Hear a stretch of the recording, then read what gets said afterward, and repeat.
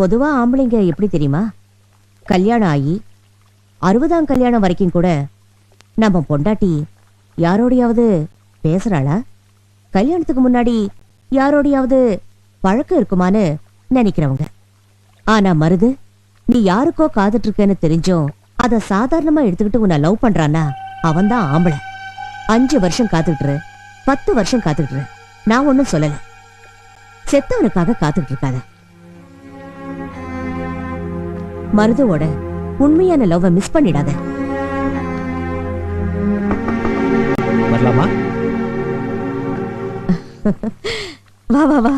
ஒன்றும் இல்லை, இன்னைக்கு ஊருக்கு போகிறேன்ல, நண்டு என் கூட ஃபோட்டோ எடுக்கணும்னு சொன்னா.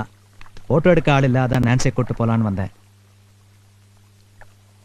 ஏன் கூட எடுத்துக்க மாட்டியா? நீ வேற. நான்சி எடுமா. வா வா வா. உன் ஹோட்டல் முன்னாடி ஃபோட்டோ எடுக்கலாம் தான் வெளியே கூட்டு வந்தேன். இன்னைக்கு வேற ஊருக்கு போறேன், கடைசியா பரோட்டா சாப்பிடலாம்னா லீவ் விட்டிய. நீ இங்கதான் இருக்க போற. இன்னைக்கே பாயாவில பரோட்டாவை ஊற வச்சிடுறேன், நாளைக்கு வந்துரு. இன்னைக்கு நான் கிளம்புறேன்.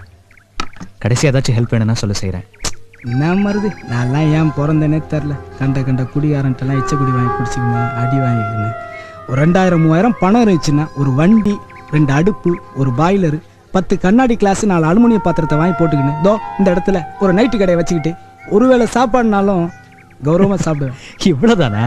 இதுக்கு போய் இந்தா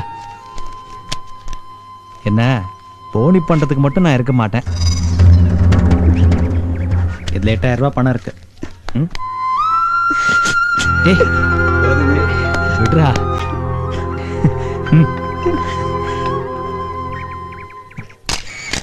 ஏய், குட் மார்னிங் ஃபாதர். அன்னைக்கு லவ் பத்தி யாரோ சொன்னதா சொன்னீங்களே, ஷேக்ஸ்பியர் என்ன சொன்னாரு? காதலுக்கு காரணம் இருக்க முடியாது, காரணம் இருந்தா அது காதலா இருக்க முடியாது. தமிழ்நாட்டுக்கு வந்து ஒண்ணு புரிஞ்சுக்கிட்டேன் ஃபாதர். காதலுக்காகவும் சாவக்கூடாது, காதலிக்காமையும் சாவக்கூடாது. சூப்பர்ப்பா. சித்தர் மருது சொன்னதா இது? அட ஃபாதர், நீங்க வேற ஃபாதர். ஃபாதர் ஒரு போட்டோ.